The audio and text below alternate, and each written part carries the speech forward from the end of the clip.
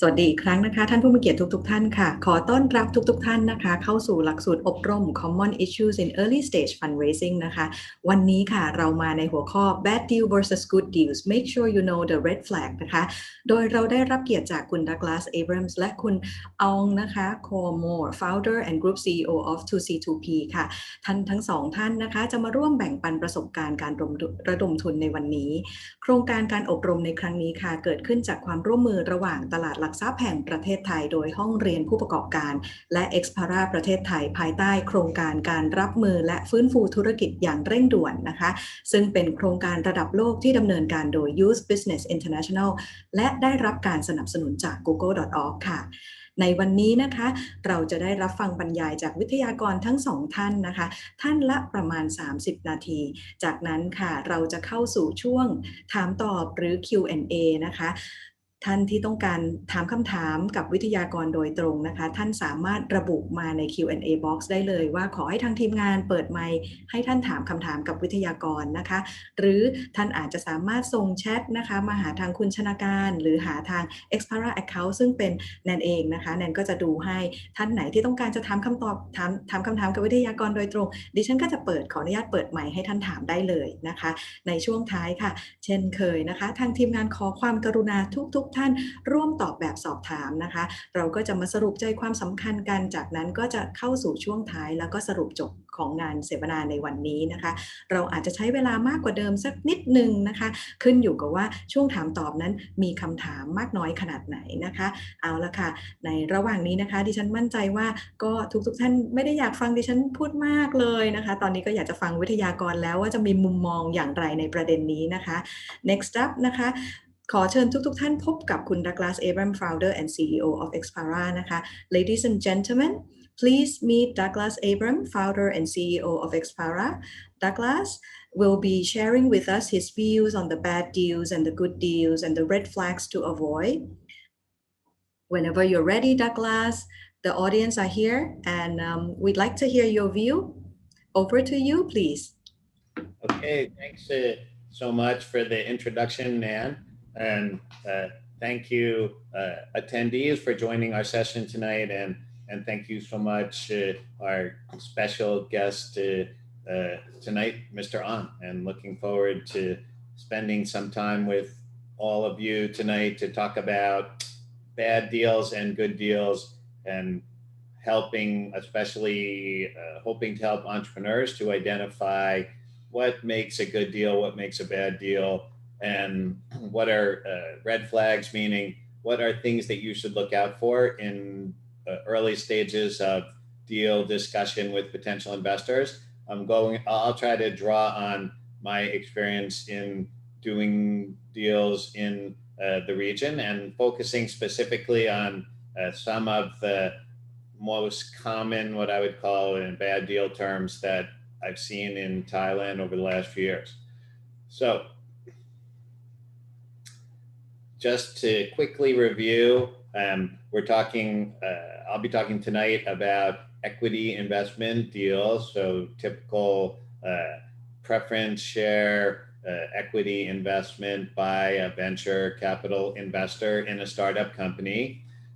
Each deal will have two categories of terms, economic terms and control terms. The economic terms will relate to how the economic fruits of the business will be shared between the existing shareholders before the deal and the new shareholder, who in my example is going to be the first investor in the company. The control terms will discuss and will address what type of control will the new shareholder have over the either decisions that are made by the management team, by the board of directors, or by the other shareholders prior to the investment. So both are very important. I think oftentimes at the beginning, the entrepreneurs in their early deals, they focus almost exclusively on the economic terms, and especially a couple of those terms like the valuation and the amount of the investment, which are definitely critical, but we're going to see that control terms are also really important, and bad deals can happen on either side of this structure. Bad terms on the economic side, bad terms on the control side.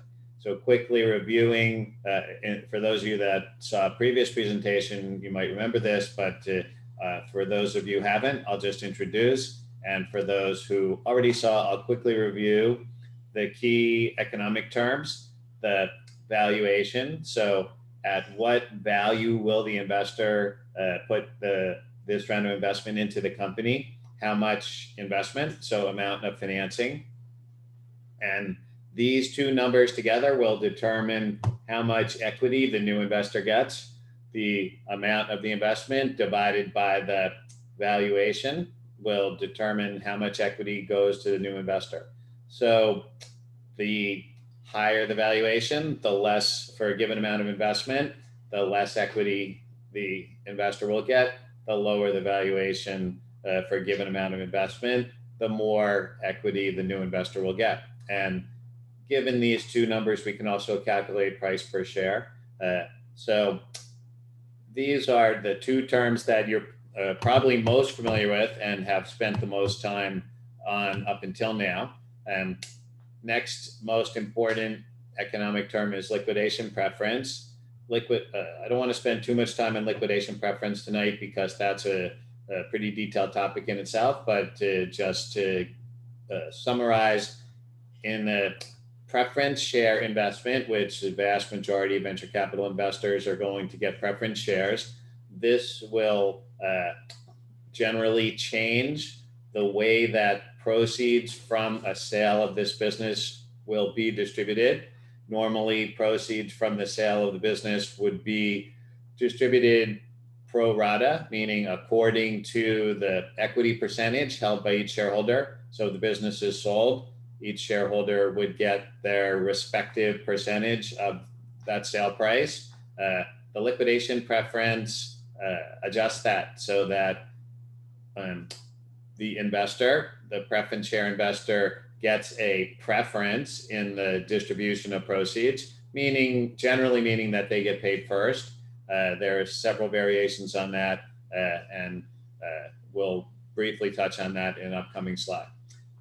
Founder vesting. So founder vesting talks about, for the management team, over what period of time will they earn their equity? Meaning, what happens if one or more of the founding management team leaves after the investment? What happens to their equity stake? Do they take it with them? And if so, how much do they take with them and over what period of time? So typical equity vesting schedule will require that founders work a certain number of years in the company in order to earn their equity stake. Option pool, or also called Esop, is a plan that the company puts in place to set aside a certain percentage of the company's shares for issuance as options to key hires and key existing team in order to enable this startup to provide a compensation package that is not 100% based on just salary, but can include salary plus options. These options can be worth a lot of money in the future if the company is successful. So this is a mechanism that startups use to attract and retain great people without being able to pay top salaries. Anti-dilution is protection against excessive dilution for investors. So a little surprisingly, anti-dilution doesn't protect investors from dilution across the board, because that would be nonsensical, because investors in successful startups expect to get diluted when the company raises more money. So anti-dilution protects investors not against dilution, but against excessive dilution, which means that they would be less diluted or not at all diluted if the company raised future round of funding at a lower valuation than they paid. And pay-to-play terms address the either right or ability or obligation of the investor to invest in subsequent funding rounds and what happens if they do or do not do that. On the control side of the sheet here, we have a few key mechanisms and terms that investors usually employ to help protect their interest in a startup they invested in. So the vast majority of venture capital investors will require at least one seat on the board of directors of the companies they invest in. And this director will also have some special rights relating to what are called reserve matters. Normally, in the absence of special rights for any directors, decisions that the board of a company makes will be determined by either majority or supermajority vote, depending on what's the issue being voted on and what the company constitution says. So again, having the investor director with special reserve matters changes the voting structure on the board. So if something is a reserve matter that requires an approval from an investor director, even if a majority of the board votes in favor of a motion, if that motion is subject to reserve matter, it can be vetoed by the investor director. Protective provisions are the same type of arrangement, but for investor shareholders.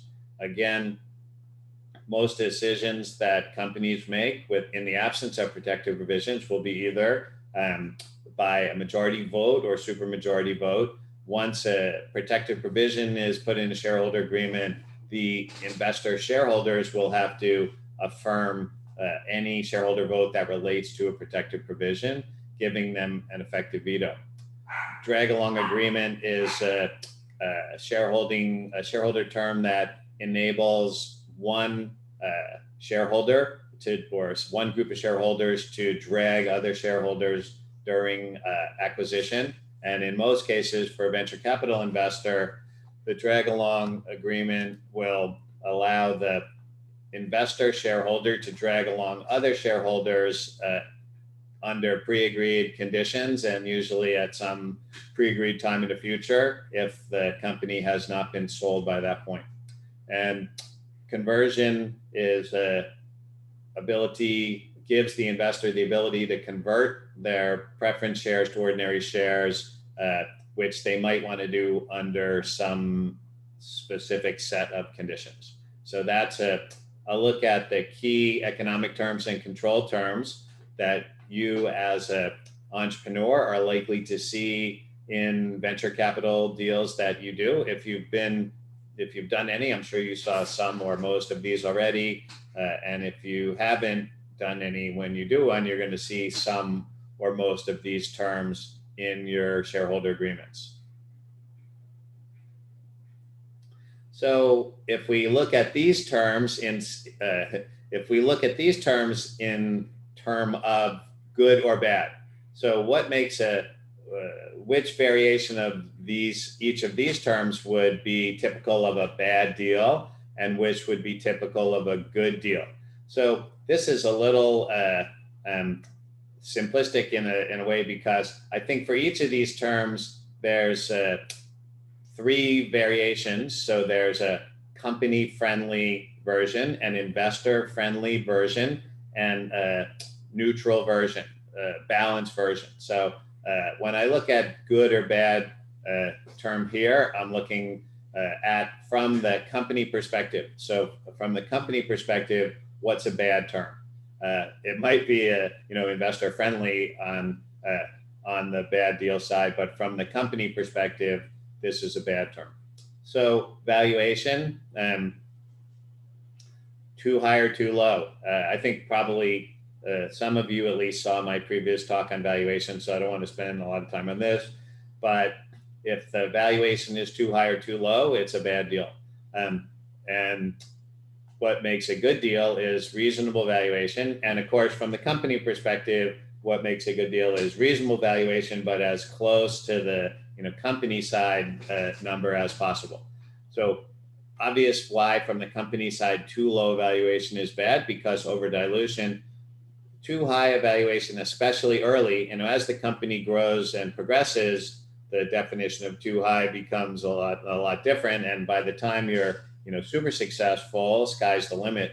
But in your first or second round investment, if you get a valuation that's way too high, it can affect your follow-on rounds, and you can end up in a down round very early, which is not good for especially founders or other early shareholders in the company. Investment amount. So bad deal term is you get too little money or too much money. And again, too little money, obvious what that means. You raise too little money to fund the growth plan. And this means you're going to have to go out and raise money again too soon, which means you're not going to have time to execute on the growth strategy. And you can get in a very vicious cycle around raising too little. Raise too much, especially if, for example, valuation is too low. If you raise too much for a given valuation, you can get way over diluted, again, very early in the fundraising history of the company. So investment amount is good deal is just enough. So you got enough money to execute the strategy and get the next round of funding, but you didn't give up an unreasonable amount of equity because you over raised at that valuation. Liquidation preference. I think a bad liquidation preference is anything more than 1x or a participating liquidation preference. And a reasonable or good liquidation preference is either no liquidation preference or if you do give 1x non-participating. Founder vesting. Not having founder vesting, I think, is a bad deal for the startup. And you might wonder why, because you think, well, I'm a founder, why should I have to vest? That sounds like a bad deal for me. But if you think about, you're one of several founders. So imagine you're CEO. Do you want the CTO to be vesting? I think you probably do, because if that CTO has a big equity stake and they leave shortly after the investment or before they have been able to execute on the plan, taking away that big equity stake, that hurts you and the other remaining founders even more than it hurts investors because or other shareholders, because you are going to have to replace that management team member with a new CTO who's also going to get a big equity stake. So I think a pretty common and reasonable founder vesting schedule looks like 4 years with a 1-year cliff, meaning everybody earns their equity over 4 years. And if they leave within the first year, they walk away with nothing. ESOP, again, too big or too small. Typical ESOPs are 10 to 20%, depending on how many key hires you think you're going to have to make.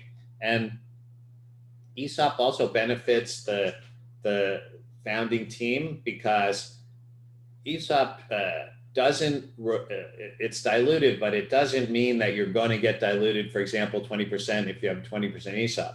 It means that you, management team, can choose to dilute up to 20% without having to go back to shareholders for approval. Let's say you want to hire people and give them options that add up to 20%, you can do that without getting a second round of approval. If you don't want to give up 20% or you don't need to hire that many people with those many options, that 20% will not be diluted. Anti-dilution. I think bad deal for anti-dilution is anything that includes a full ratchet. This is the most punitive form of anti-dilution and should very rarely be seen unless valuation is sky high. Typical anti-dilution is called broad-based weighted average, or no anti-dilution is also a good deal. On the pay-to-play terms, so bad deals include terms like ROFRs, ROFO, or intercept rights, anything that limits the company's ability to raise the next round of funding or to be acquired by any investor or by any acquirer that they want. So I would, especially in Thailand where we have so many CVCs investing, I would be extremely cautious about putting in ROFO, ROFOs, or any sort of intercept rights into your shareholder agreement, because this can cause big problems for the other shareholders and the management team who would like to bring in a new investor or sell to the most favorable acquirer. What I think makes a good deal on pay-to-play terms are participation rights, which either require or encourage investors to participate in follow-on rounds. This has the opposite impact from the intercept rights, because this can, in the most extreme case, require investors to participate in future rounds, especially down rounds, at the risk of losing the rights for their previous round shares. And in the more common case, it encourages current investor shareholders to participate in follow-on rounds, which sends a good signal to other investors that you're trying to raise money from. On the control term side, so I think I would say bad deal is overreaching control terms, meaning any control terms that interfere with normal operation of the business or effectively have investors looking over management shoulders and questioning every decision that they make. Control terms that get down to very small amounts or very small decisions, also bad. Reasonable control terms address what I would call appropriate terms, which address actions that directly affect the value of investor stake or somehow might enable circumvention of the intent of the agreement. So what are some red flags that we want to look at? What are some red flags that pop up during the discussion with investors that entrepreneurs should pay close attention to? And red flags mean some danger signal, like like on a train track, somebody's waving a red flag, it's danger, we need to pay close attention. So first I have the category of red flags that I would say require you or indicate strongly that you should get more information before proceeding with this investor. So first one is a smart money or dumb money investor. So I like to ask entrepreneurs, do you want smart money or dumb money? And oftentimes, first time or early entrepreneurs, they think they want dumb money, but actually they want smart money. Dumb money investors are not dumb. This is sounds very bad, but when we say somebody's a dumb money investor, they can be a brilliant person and they can be a smart investor in some other asset category. So they might be a really good real estate investor, or maybe they're a very successful traditional entrepreneur. So they're not in any sense dumb people. They can be super smart people, but dumb means they don't understand how to do venture capital investment. So if your investor, when somebody says, oh, I haven't invested in a startup before, but I want to try, okay, that means they're a dumb money investor. Now, that doesn't mean necessarily you walk away from this investment, but you should get a very strong, signal that you have to be very careful about this deal. And that investor can make big mistakes in the deal terms that can cause big problems for both of you later. Another, I think, very common red flag where you should sit up and take notice, what I call off-market deal parameters, meaning there's some deal term proposed by the investor. Maybe the term is okay, it's not an unusual term, but the parameter is way off. Like, for example, it's liquidation preference 3x, or 4x. So liquidation preference itself, it's not off-market deal term, but 3 or 4x is definitely way off market, meaning it's highly unexpected. And in this case, it's unexpected in an unfavorable way to you. So if somebody is offering a standard deal term, but with an off-market parameter, I would, again, would sit up and take notice. I would be very concerned about that. I would ask a lot of questions about that, and I want to understand why. Why are they proposing these strange parameters? Because I think the best deal terms are deal terms that are standard deal terms with market parameters, and that can vary. You know, there's not a single market parameter, but there's a range. So if they're outside the range, I wouldn't necessarily run away, but I would definitely want to know why. Why are they outside the range? And I would want to, first thing I would want to know is, do they know they're outside the range? You know, referring back to previous point, smart money or dumb money. Like if they're a smart money investor and they're outside the market range, then something is definitely off. Because the reason that investor might be valid reason why they might be off market on a deal parameter is they don't know. They don't know what are the parameters. And again, that goes back to point one, but we might be able to work with that. You might be able to work with that. If it's a smart money investor proposing off market terms, then I would say that's quite worrisome. Non-standard deal terms. So if there's some term in the agreement that you've never seen before, or that's not common or normal in these type of agreements, I would definitely, this would definitely raise a very bright red flag for me. Why is there this non-standard deal term in our shareholder agreement? And again, we don't necessarily have to run away from this deal, but I would really want to understand what's the rationale behind this, because non-standard deal terms don't just affect this round, but they're going to affect future rounds, because now we have a non-standard deal term in our shareholder agreement. The next round investors are also going to question, why do we have that? And going to want to know why we agreed to that. And then if our existing shareholder wants to see that non-standard term in the next round, and new investors don't like that, and especially if the existing investor has some sort of veto right or intercept right, we're in big trouble. And another red flag is, what is our alignment of interest with the investor? So you definitely want to understand, why is this investor interested in putting money in our company?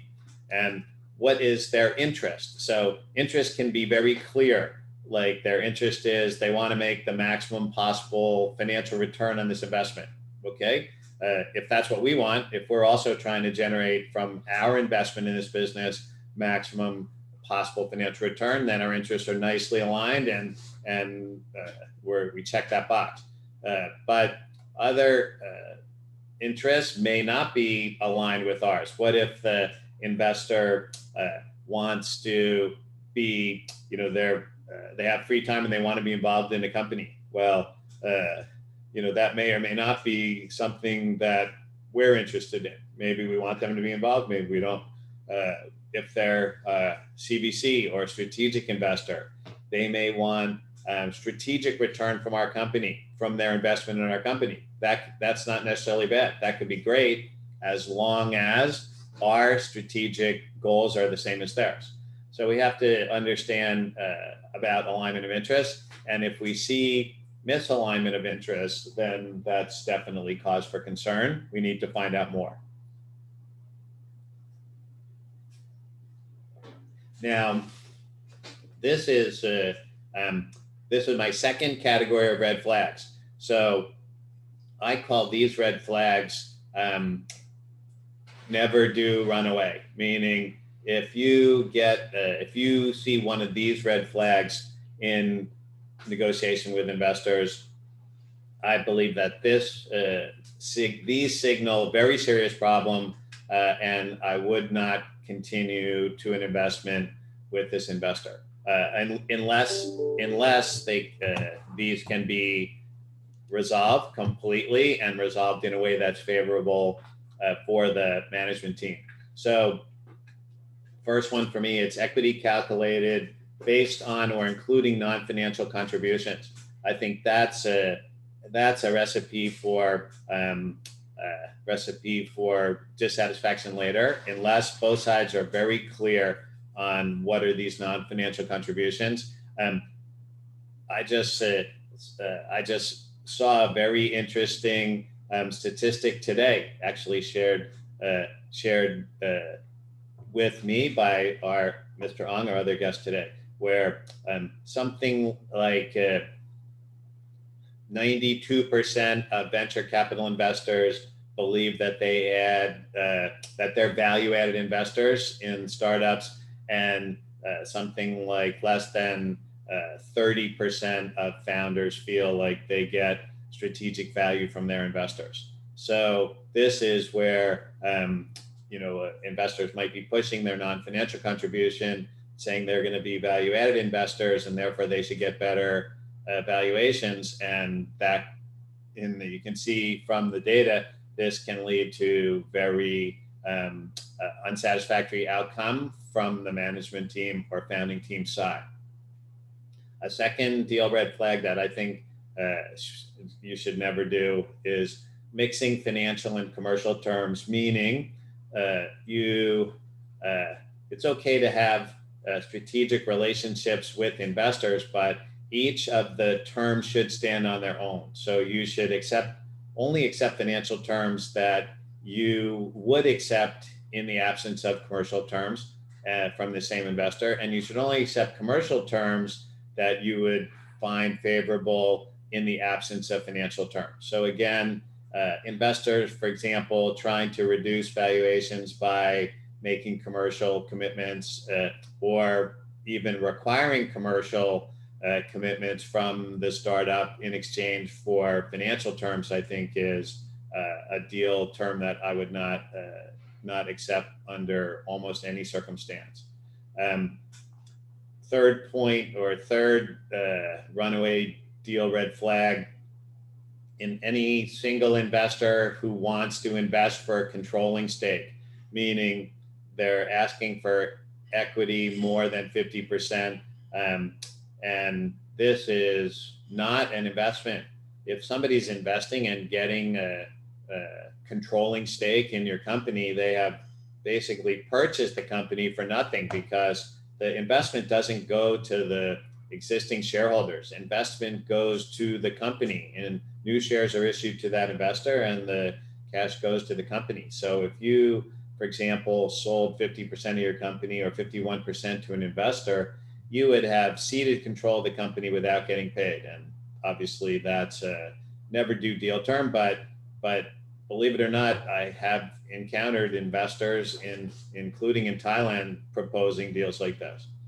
And the reason I would say run away, because once somebody can propose a term like this, I don't believe that you can ever arrive at a reasonably balanced outcome and have both sides still be happy. Okay, next is a related red flag: acquiring less than 100% of your company. So a potential acquirer says that they want to buy your company, but they don't want to buy all of the company.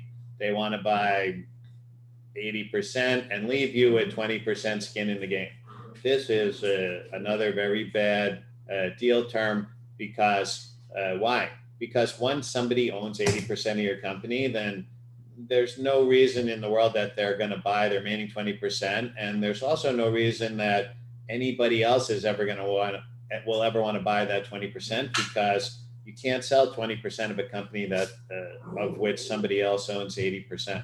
So the one sort of exception to this case is if you have a clear agreement with 80% investor to buy the remaining 20% over very specific agreed terms. But even that, may or may not happen. That's pretty common in legitimate acquisitions where there's a path to liquidity after somebody acquires less than the full stake. But any deal that doesn't include a clear path to liquidity and less than 100%, it's a bad deal.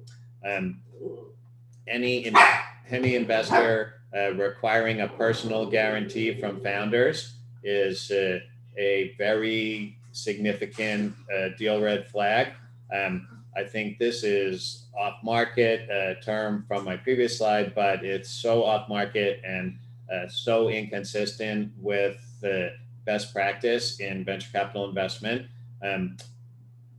Many startups fail. Investors who are investing in startups should be aware of that risk, and they therefore shouldn't be expecting founders to give them a personal guarantee on their investment. You would think I wouldn't need to, this is another term you would think that I wouldn't need to include, but I have seen investors, including in Thailand, asking founders for this type of guarantee. Any situations where there is a lack of trust, demonstrated untrustworthy behavior or clear misalignment of interests, red flag, don't go forward.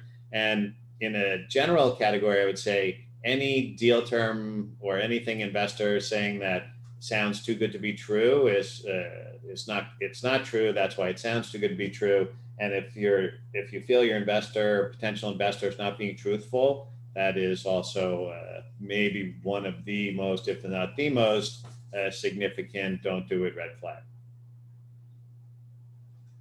Okay, so that brings me to the end of my discussion on good deal terms and bad deal terms and red flags to help you distinguish between those. If you want more information about any of these, or if you want to follow up on any of the points I discussed today, don't hesitate to contact me on any of my social network. Happy to continue these discussion after our program. And I'm going to end my presentation with that and turn back over to Nan, who's going to introduce our most distinguished guest speaker tonight. Thank you so much. Thank you, Douglas. Thank you for sharing, I think, a very heavy metal materials tonight, bad deals and good deals.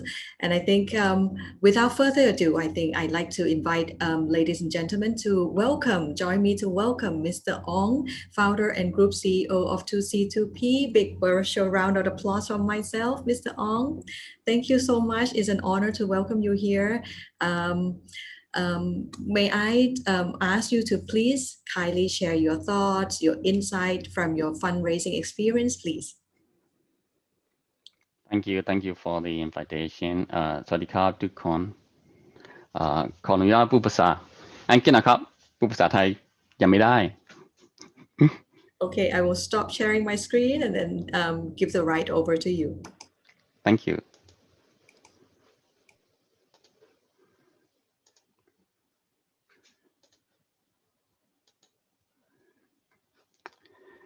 So I was lucky enough to have a chance to receive my first investment from Douglas.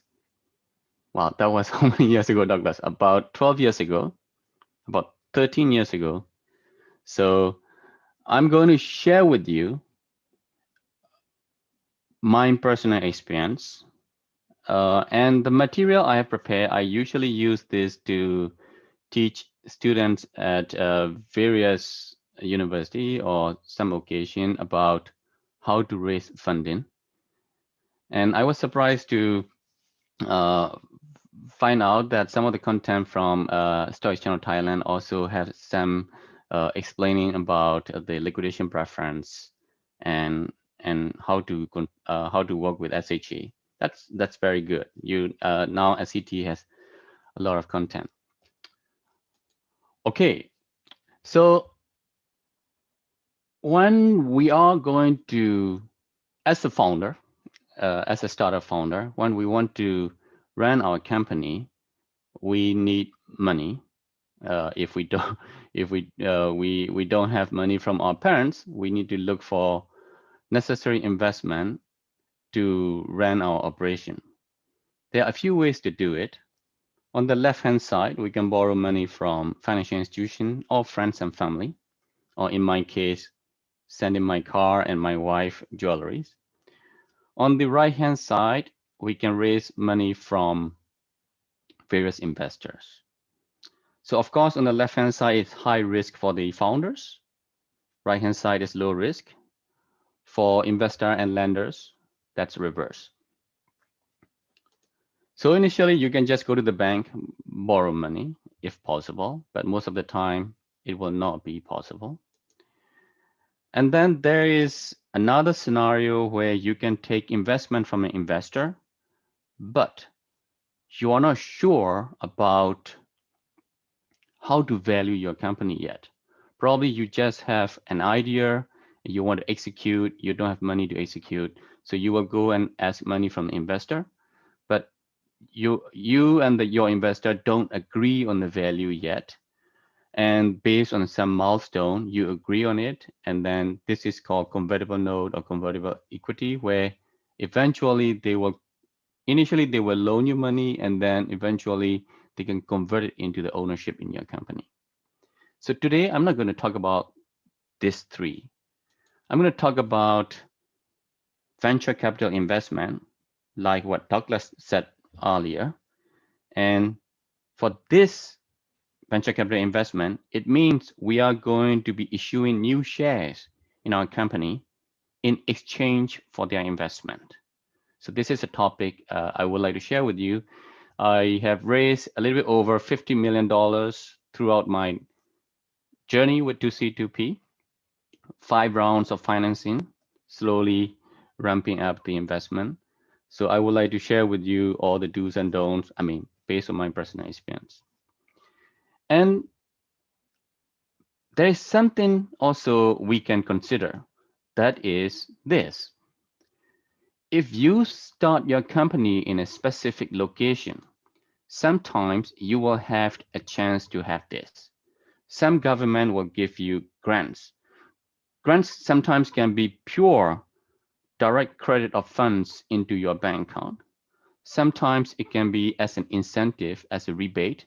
For example, you can spend first, and then you can get rebate back from the government. Sometimes you can have tax rebate. In Thailand, we have a few areas where we can enjoy this kind of tax rebate, such as BOI. So we got to look out for this kind of opportunity so that we can minimize our burn. But today, let's talk about how to raise money for preferred share. To take an investment, we have to go through a few processes. In my opinion, I will be comparing that with looking for a life partner, looking for someone to get married. First, we need to understand which stage we are at. If we only have an idea, we need to go look for seed capital, a capital that we need to implement our idea into a reality. If we only have a prototype or a product, but we have no customers, we should go out and look for startup capital.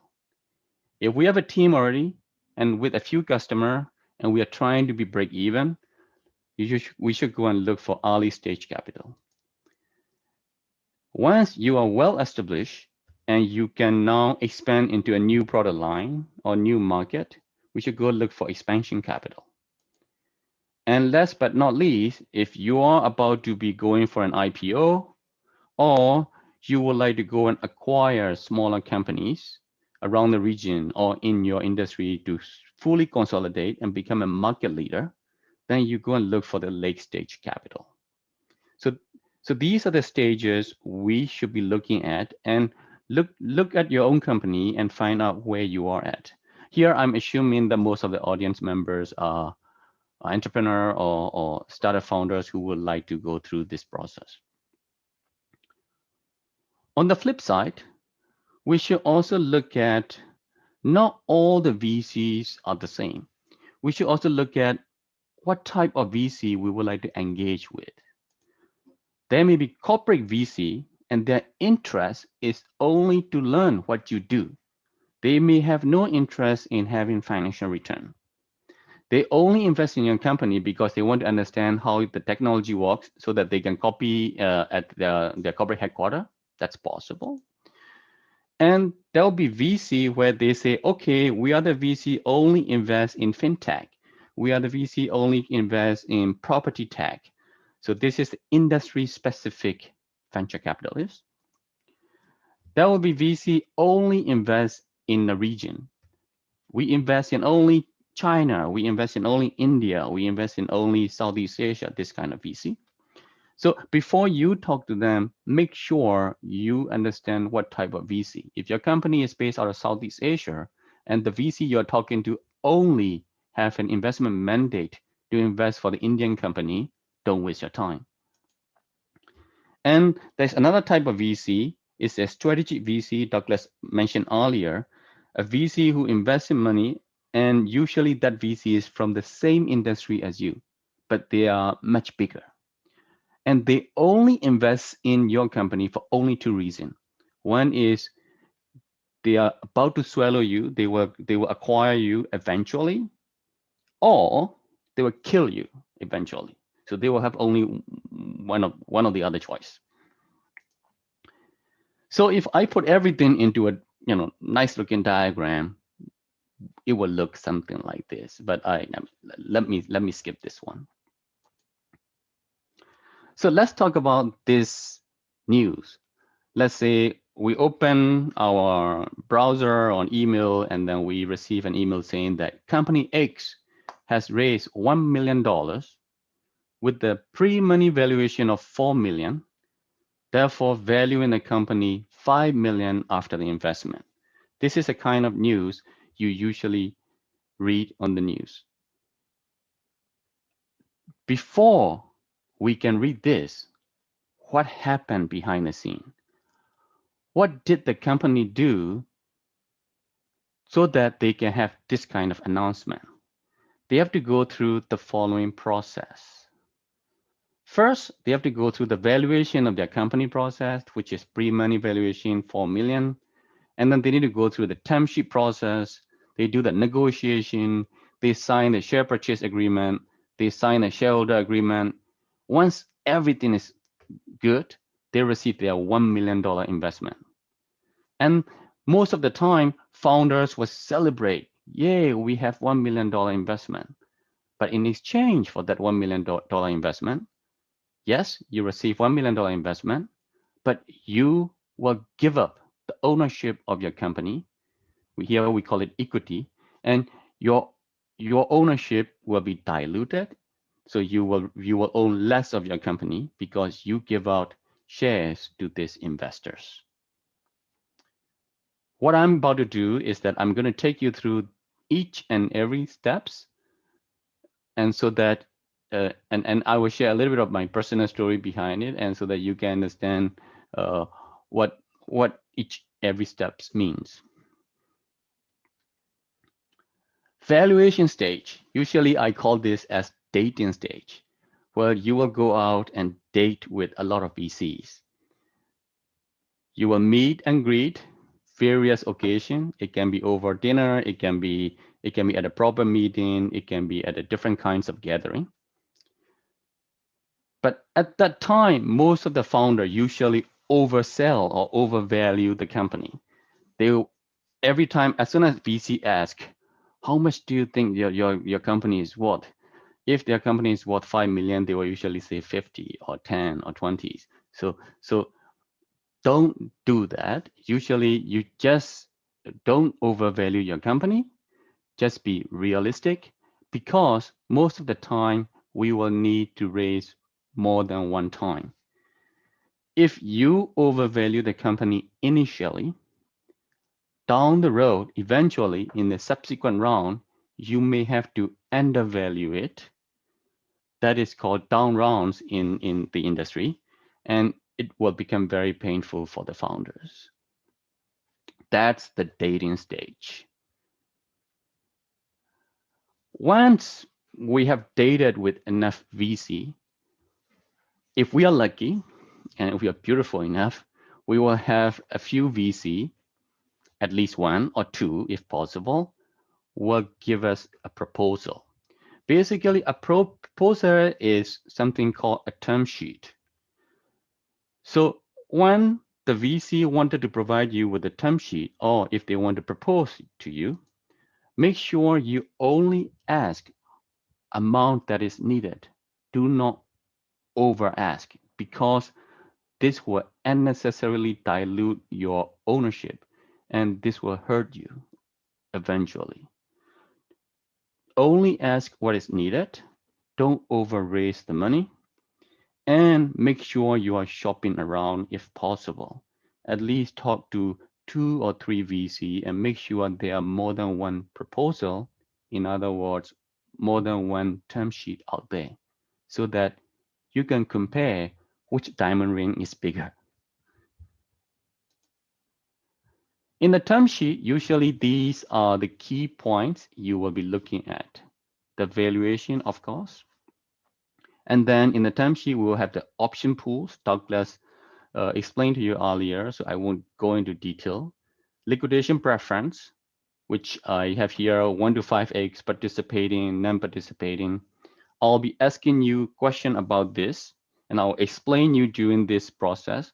So please focus before I start explaining you the liquidation preference, because at the end, there will be a question. And then we also have a share class and anti-dilution. And then we talk about how many board seats do we need to give up in the term sheet. So this term sheet is something you need to carefully consider and make sure you pick the right term sheet.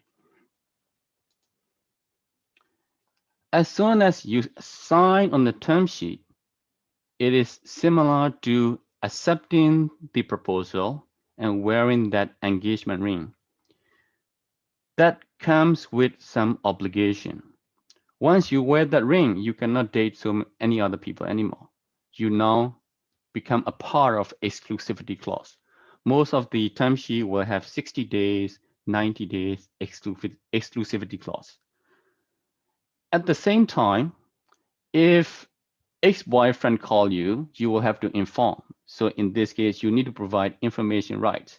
Basically, it means during this 90 days period, if any other VC reach out and propose to invest in your company, you are required to notify the VC who you already signed term sheet with. So make sure you look at those clauses very carefully. Sometimes you don't need to provide that information, and most of the time you will have an exclusivity clause. So that's, I mean, in my case, I usually compare that with wearing this engagement ring. Then due diligence and negotiation kick in. What they want to do is they want to meet your parents. They want to meet more than your parents, in fact. They want to come and look at your business. They want to see your employee. They want to meet with your top customer. They want to meet with your top suppliers. They want to make sure there are no skeleton in the closet. So they will comb through all your data, and you got to explain everything you need. They ask you to explain. Later stage, they will hire consultants like EY or a few other Big Four consultants to do the due diligence. So in my case, I'm comparing that with meet the parents.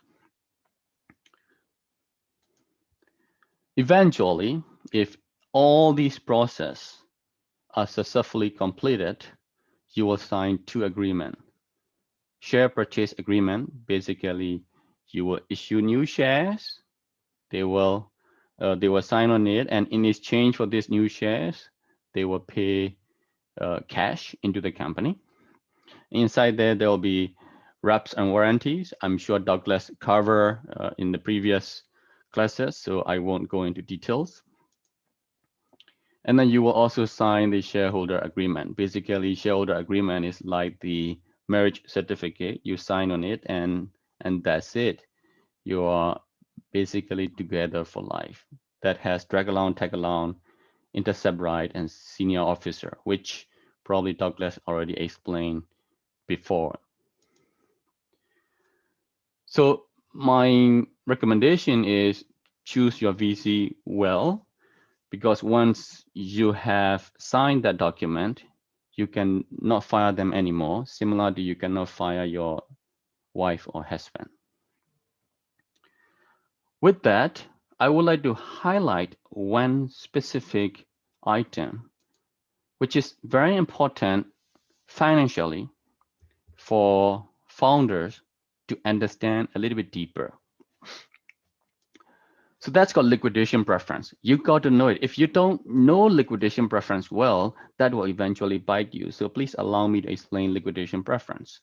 So here, the same number. Your company raised $1 million, $4 million pre-money, $5 million invest, totaling $5 million valuation. With that, you give up 20% to the investor. You own 80% as the management after the investment. So that's our configuration. So I'll take you through a few examples. After that, I'll have a question. So everyone, including me, before I work with VC, think this way, the one I'm about to show you. I own 80%, my VC owns 20%. I don't know what this liquidation preference is. So if I sell my company with $10 million, my investor will get $2 million, I will get $8 million. If I sell my company with $2 million, my investor will get 400 and I'll get 1.6 and etc. I thought that this is the case. And if I'm doing well, they will make money. If I'm not doing well, they will lose money. I hope they don't mind. That's what I thought. But I was wrong. This is not how it works. In the liquidation preference, this scenario never happened. Actual liquidation preference, this is the most friendly liquidation preference scenario.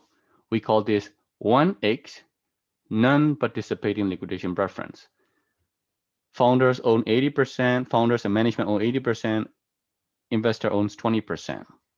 $10 million exit, this happened, correct. $2 million, investor needs to get back their money.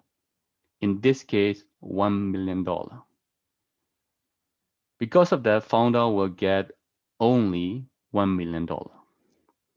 For $500,000 exits, investor need to get back a total of $1 million, not enough. Therefore, they're going to take away everything.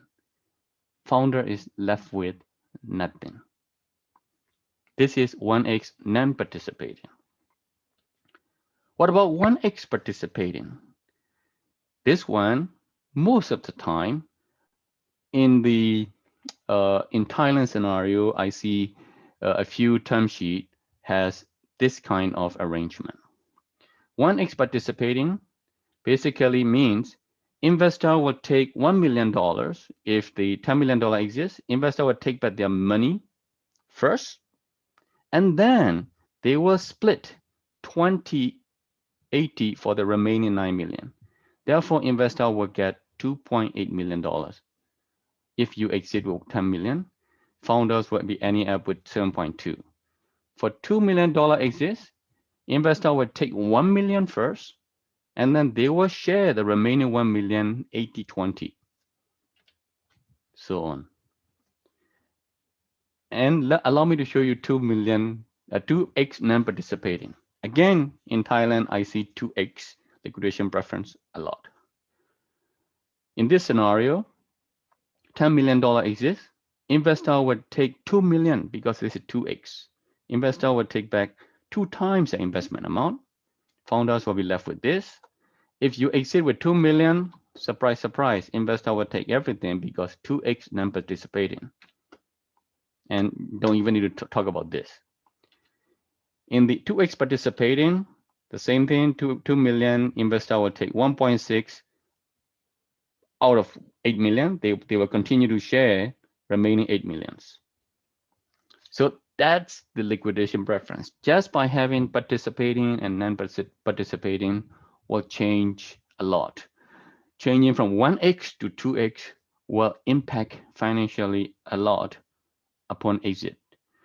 The reason we haven't discovered it is because not so many founders has exited their company.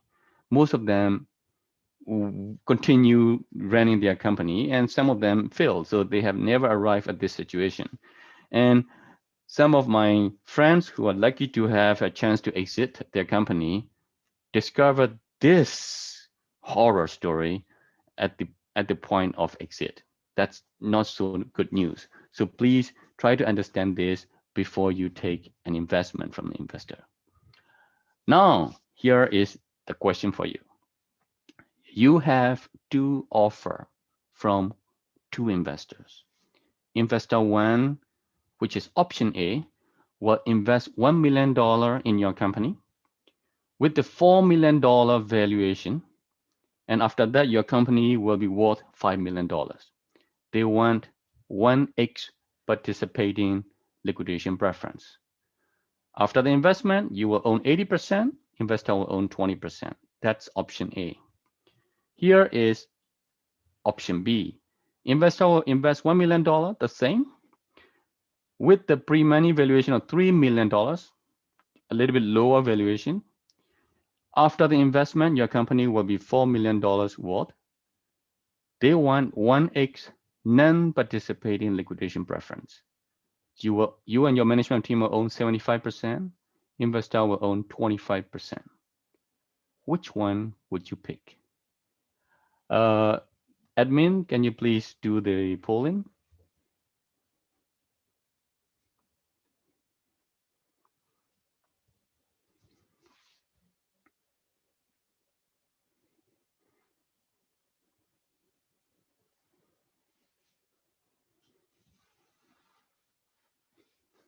So I don't know, I cannot see who, how many has voted, so. Okay, so right now we have B, the audience, 19 audience have voted for B, 10 audience have voted for A. We'll give a few more seconds. Those of you ทุกท่านคะตอนนี้นะคะเรามาร่วมสนุกกันนะคะคุณอ่องนะคะก็มียกตัวอย่างค่ะ option A กับ option B นะคะมีแบบว่าเอาจะเป็น participating หรือ non participating นะคะแล้ว A เนี่ยกับ B ก็จะมีความแตกต่างกันในส่วนของ equity offering กับ valuation นะคะเอาละค่ะเดี๋ยวจะให้เวลาทุกท่านอีกสักครู่หนึ่งนะคะตอนนี้มี35ท่านที่โหวตเข้ามาแล้วนะคะร่วมสนุกกันนะคะแล้วเดี๋ยวเรามาดูคำตอบจากทางคุณอองนะคะว่าจะเป็นในรูปแบบไหนค่ะ Okay, right now we have 35 audience voting. Okay, a few more coming in. I'm giving them a few more minutes. Sure. The winner will have the prize. Oi, what prize? Just dinner with you ใช่ไหม The winner will receive timesheet from SCT. นะคะตอนนี้เราได้มา 70% แล้วนะคะเดี๋ยวจะขอปิดโหวตนะคะ The vote is closing in 3, 2, 1. All right. So now let me show you the effect. If we option B 63%, option A 38%, option B, okay. So now let me show you what will happen if this company exit with $10 million.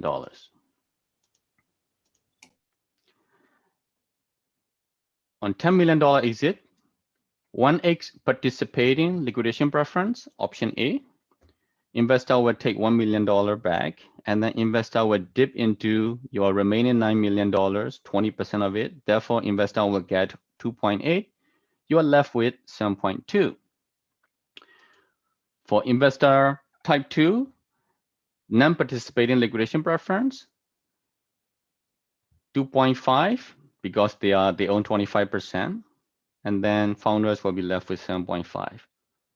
Although second investor value you lower than the first investor, because of non-participating and participating liquidation preference, you are better off as a founder at the exit. So option B gets a little bit more than option A, although valuation gap was very big, like $1 million valuation gap. So please read this participating and non-participating liquidation preference carefully. So this is my last slide. So I have 5 personal recommendations. This is my personal recommendation. You don't have to take it. So when you start your company, and if you are in the process of building your product, please try to bootstrap as long as possible. Once you have a working product and a few paying, I repeat, paying customer, your chances of getting a high valuation will increase.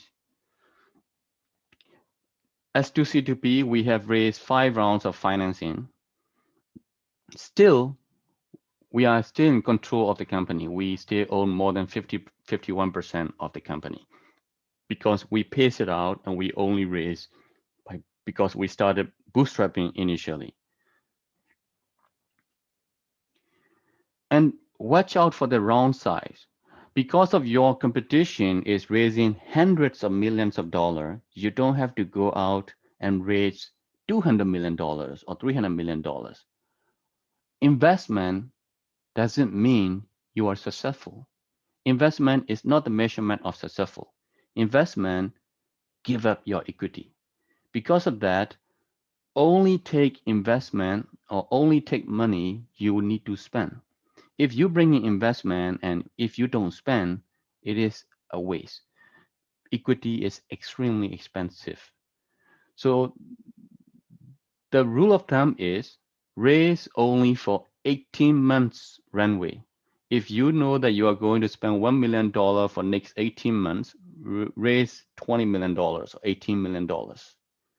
Because if you do that and if you plan it well, by the time you are on month 12, you can raise again. By that time, because you have made the progress, you can increase your company valuation. And every time you raise, watch out for the liquidation preference. And usually you will have a reserve of Esop, employment stock option. Please be extremely stingy with the employment stock option. Most of the founder, I'm guilty as charged, try to give out a lot of shares initially because you thought that your founding team is the only team you need. Unfortunately, that is wrong. During your company journey, the bigger your company became, the different kind of talent you need to attract. And these talent also needs to be attracted by using employment stock option. By that time, if you're building your company well, that stock option became extremely valuable. And it is a very good instrument for you to attract talent. So be extremely stingy with the stock option. Once given, cannot take it back. Most of the founders, once they have a little bit of success, they tend to enjoy the fame instead of running a show, running a company. If we are not Elon Musk and Mark Zuckerberg, we will have one or the other. We cannot enjoy fame at the same time running a good company or running, successful company. So if we have a choice between going to a client meeting and pitch the client to use our product versus going to an all expense paid first class etiquette seminar as a guest speaker in front of a lot of television, please try to pick the one you think is right. Before COVID-19, I found out that many startup founder, once they have raised 1 or 2 times of financing, they tend to go out to seminar more than running their company. That can be a little bit bad if you want to keep raising money to grow your company. Last but not least, your investor will tell you to do things that you may like, you may not like. And because they have learned something from another portfolio company, therefore they recommend that to you. You don't have to follow everything they say. You can be very selective in taking good recommendation from them and throwing out bad recommendation from them. Because after all, that's your company. And if you take their recommendation and if you nosedive your company, they will only blame on you. They will not tell you that I'm sorry I gave you the wrong advice, therefore your company failed. At the end of the day, you are the boss, you are in charge. With that, I thank everyone for your attention and have a nice evening. ขอบคุณมากค่ะคุณออง Thank you so much Mr. Ong. Okay, I think before we goes into the Q&A, I would like to do a quick wrap up. I really like both sessions from your session, especially the keywords that really striking to me are investment is not a measurement of success. I think that is a very clear message, sends a very clear message, and the fact that throughout your presentations you highlight the fact of good planning, raising only enough for the certain purpose, for certain runway, and pace it to ensure that there raise when there is good progress to the company. In other words, you can achieve better valuation, lower dilution as you go along. And I really like your sharing on the liquidation preference and putting out various scenarios to see what could happen. What are the differences between participating and non-participating? So allow me to sort of wrap up in Thai and then we'll go to Q&A. There are some pre-submitted questions from the audience, so I'll show that on the screen in a bit. นะคะเอาละค่ะทุกท่านคะอย่าเพิ่งทิ้งกันไปนะคะเดี๋ยวช่วงนี้เราเข้าสู่ Q&A เราก็จะสามารถถามคำถามคุณอองและคุณดักลาสในรายละเอียดได้มากยิ่งขึ้นนะคะจริงๆแล้วแนนก็มีประเด็นที่อยากจะถามคุณอองเพิ่มเติมนะคะโดยเฉพาะอย่างยิ่งในกรณีที่มีการระดมทุนหลายๆรอบนะคะแบบคุยกับนักลงทุนยังไงนะคะเวลาที่อาจจะแบบมีความเห็นไม่ตรงกันเอาละค่ะสรุปให้ฟังสั้นๆนะคะคุณอองก็ฝากไว้ค่ะว่าจริงๆแล้วการระดมทุนไม่ใช่เป็นแบบเครื่องหมายของคำว่าแบบประสบความสำเร็จเลยนะคะการระดมทุนหรือว่าการสร้างบริษัทเนี่ยอาจจะต้องระดมทุนหลายๆราวเพราะฉะนั้นเนี่ยฝากผู้ประกอบการไว้ว่าต้องระมัดระวังและแพลนดีๆนะคะก็ชอบ5ข้อของคุณอองมากๆนะคะว่าข้อแรกก็คือให้ bootstrap อย่าเพิ่งไปรีบ raise fund นะคะให้เราพยายามหาทางที่จะ funding บริษัทของตัวเองไปก่อนจนกว่าที่เราจะได้มี revenue มี momentum ที่สวยๆนะคะแล้วค่อยออกไประดมทุนนะคะจากนั้นเนี่ยก็คือว่าคุณอองก็เน้นนิดนึงนะคะในเรื่องของ equity ให้งกค่ะให้งกอย่าไป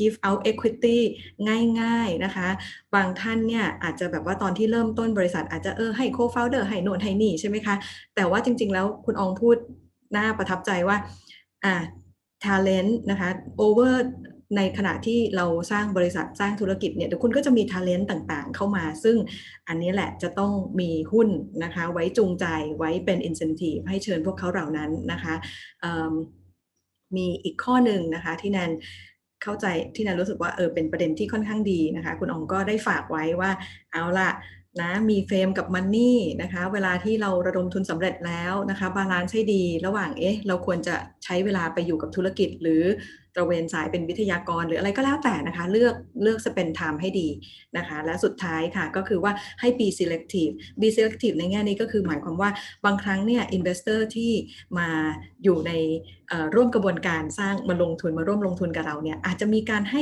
recommendation โน่นนั่นนี่ก็ไม่ต้องฟังเขาหมดนะคะเพราะว่าบริษัทนี้เป็นบริษัทของท่านนะคะแล้วถามว่าถ้าเกิดฟังเขาไปแล้วนะคะเกิดไม่เวิร์กนะคะท่านเองนะคะก็ได้รับเบลมเนาะเพราะว่า investor ก็คงไม่ได้บอกหรอกว่าอุ้ยฉันขอโทษนะที่ recommend ผิดอันนี้ก็เป็น point ที่ฝากไว้นะคะเอาละค่ะตอนนี้แนนขออนุญาตนะคะเห็นทุกท่านเริ่มส่งคำถามเข้ามาแล้วแต่ขออนุญาตให้ขออนุญาตแนนแชร์สกรีนสักครู่นะคะเอาคำถามที่ทางผู้ลงทะเบียนเข้าร่วมนะคะได้ส่งเข้ามานะคะจากนั้นเราจะไปที่ Q&A box นะคะโอเค Douglas and คุณออง here are the 3 pre-submitted questions from the audience so I think the first questions can be by both of you and it goes like this should the entrepreneurs prevent potential investor from knowing each other before the deal is done so this question is for both of you please I think Douglas can answer it. I mean, Douglas is also on the board of 2C2P. We always talk about this. It's very okay. It depends is the answer, but it will not be satisfying answer. So let me try to do the following. So when I was taking the last round investment. We have a lot of interest from various investors, including IFC World Bank. So because we were very careful about who will own our company shares. When we look at it, we not only look at getting the investment, but also look at how can we raise our reputation with our potential customer, because we usually serve large enterprise customer. So we need to tell the customer that our investors are World Bank, our investors are Silicon Valley based investors, so etc. So this way they know that in order for a company like World Bank to invest in our kind of company, they have to go through very stringent due diligence process. Like I was sharing earlier, they have to visit our parents very detailed and to make sure backgrounds are checked. So with that, at that round, we disclose their name to other potential investors who would like to co-invest with them. We were lucky enough to pick and choose which investor we want to work with. So at that round, we disclose our investor information. But eventually, they will know each other sooner or later, because their legal team and every investor legal team has to go through the review of SHA and SPA. Douglas, would you like to add something? Yeah, I agree 100%. You can't just say, prevent potential investors from knowing each other before the deal is done. You have to think about how far before, what does that mean before? So I think the questioner is probably thinking, would it be better if we could get bids from more than one investor? If they don't know each other, then they can't collude and drive down the price, which that's fair. So if you have multiple interested investors who are not working together, this can result in better terms for you. And in that case, it would be in your interest not to let each one, or not to let one know the identity of the other ones. But in a lot of VC investments, and especially later stage, there'll be more than one investor in each round. Once that happens, those investors will definitely have to know each other. So I think depending on the timing and the situation, sometimes you might want to not share information about one investor with another. But at a certain point, if there's more than one investor in a round, so the deal won't be done yet, but they'll definitely have to talk to each other. Okay, thank you. Second question. We are a software house and would like to change the business model to a venture builder. Who would be, or who are the early partners we should focus on? I can go first on that, because I would say, don't change your model to venture builder.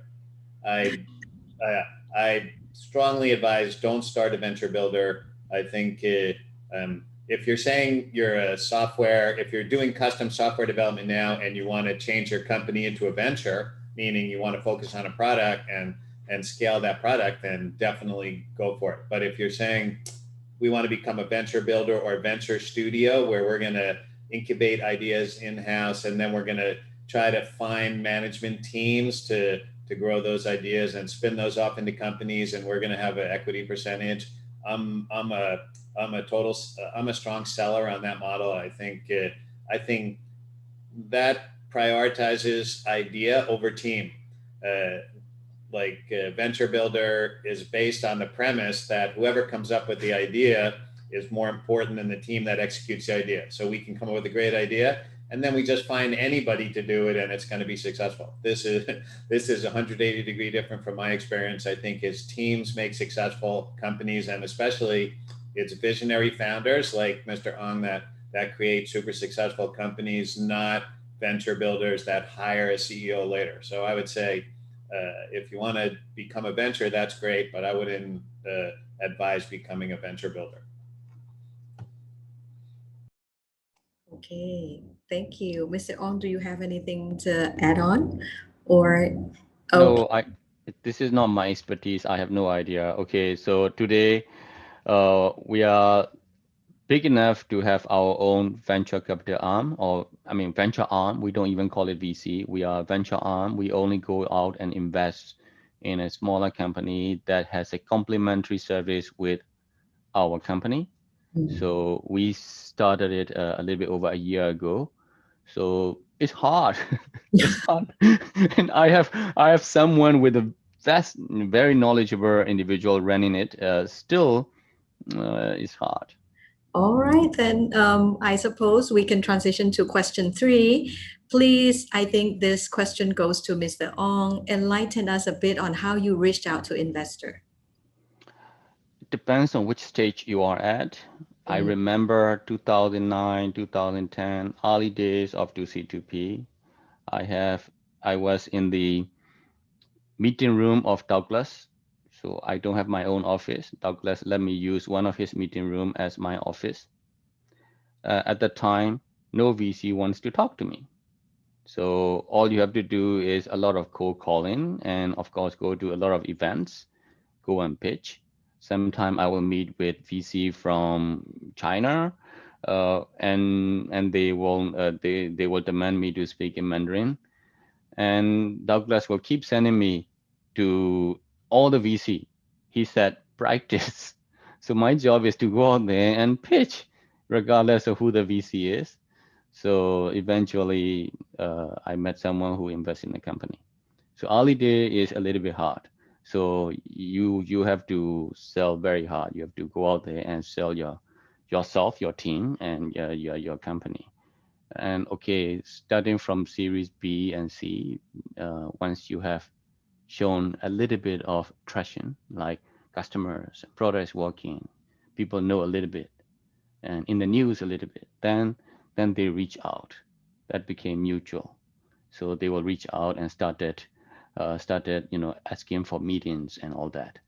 But again, today some of the founder may think that, oh, VC reached out to me, so therefore I am apprehend. No, most of the VC reach out because this is also their job. They will reach out to 100 startups. So your first initial impression with that VC is also very important. On the first engagement, you need to truly engage. You need to share your passion. Now that we are on Zoom, like I'm talking to you right now, I need to make sure my emotion and passion sent across this little camera I'm staring at right now. So it's slightly more challenging than meeting face to face. Okay, thank you, Mr. Ong. อันนี้ก็น่าสนใจนะคะคือ okay, it's quite interesting for me to hear from you. Exact word, early day is tough. And you have to go out selling yourself hard, the product and the teams.นะคะ. So I guess there is really no shortcut on No, I even pitch in front of Douglas MBA class many times. I have my startup deck. He will invite me to his MBA class, and he asked me, hey, go and pitch my student. So I'm there pitching my company to his student, and as his student acting as investor, and they will shoot me down. They will say, oh, this is bad, this is a mistake. โอเคค่ะอันนี้ก็เป็นสถานการณ์นะคะที่ทุกท่านนะคะผู้ประกอบการทุกท่านก็ต้องพบเจอนะคะเอาละค่ะตอนนี้เรามาดูที่ Q&A box นะคะ Let's come to the Q&A box. The first questions comes from the anonymous attendees, and then the subsequent questions I will be asking the audience to turn on their mic and ask the question directly to you. Okay, first one, how do you stop competitors from stealing your customers, and what are your revenues and growth like currently? I think this is for Mr. Ong. We don't look at. So this is I think one of the Google founder. I don't remember who said that. Customers are using us today because they don't have a better alternative yet. As soon as they have a better alternative, they will go and use that alternative. So let's make sure that we build the product that we are the best alternative at this stage. So I use this kind of language with my team all the time. Instead of worrying about someone stealing our customer, we make sure that we are the best alternative for our customer out there. And we are always on our toe, worrying every day that if we don't improve our product, our customer will go and use someone else tomorrow.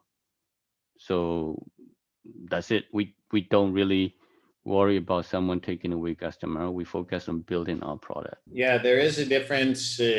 In Thailand, there is a legally defined class of shares that are called preference shares that have some very specific rights and limitations. And the preference shares that are used in venture capital deals in Thailand are not these legally defined preference shares. They're preference share classes that are created by the shareholder agreement, which is the same way that these preference share classes are created in the US. So it's a pretty important difference at one level, but the net effect is the same. So there is some confusion, I think, in Thai legal community about this though, because Thai legal community, if they're not involved with venture deals, they have a very narrow view of what you can do with preference shares because they're thinking about Thai legally defined preference shares. They're not thinking about the preference share classes that are created by the shareholder agreements that are done in the venture deal. So the main difference is the Thai legal preference shares have certain rights that can be enforced in a commercial court without a contract. Doesn't matter if you have a shareholder agreement or not. But venture preference share rights are all elaborated in the shareholder agreement. So that's the important difference. The short answer is we can, in venture deals in Thailand, we create exactly the same type of preference shares that are created in shareholder agreements in the US. Douglas, Kun Ong, would you have any final comments or final thoughts to share with the audience, please? Thank you so much. Good luck. สวัสดีครับทุกคน ขอบคุณค่ะ ขอบคุณค่ะ My final thought, I want to thank Mr. Ong for joining us tonight and to also all the attendees for your kind attention and great questions, and look forward to seeing you in a future event. And look for the red flags and try to do as many good deals as you can.